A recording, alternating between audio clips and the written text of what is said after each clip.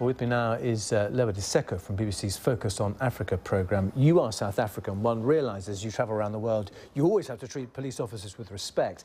Is there extra respect, though, that perhaps you have to treat police officers in South Africa?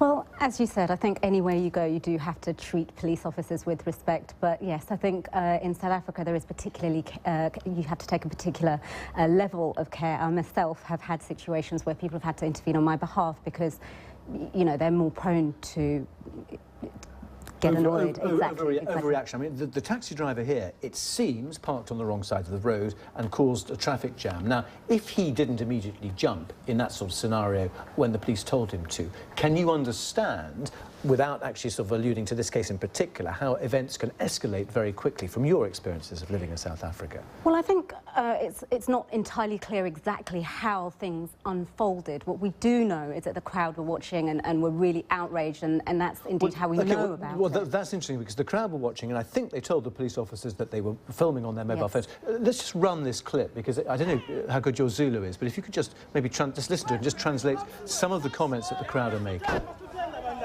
So you can hear them saying, leave him, and we're shooting, we're filming it. So you can hear the crowd very clearly saying that they're getting it on camera.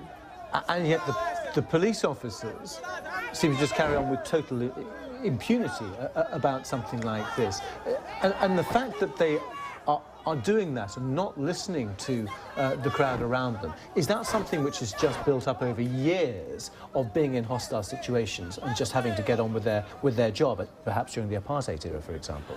Well, I think, you know, you mentioned the apartheid era. The South African police force does come from a particularly brutal background. There have been quite big attempts to try and move them away from that. This is a particularly brutal set of events. What's more common day to day is your sort of low-level harassment on the part of police, particularly for people that may not be thought to be from South Africa. I know... Well, I was going to talk about, the racism perhaps in this as well, maybe people from Zimbabwe, people from Mozambique as well. But 1,200 people each year die in police custody. Now that is quite a stark statistic, isn't it?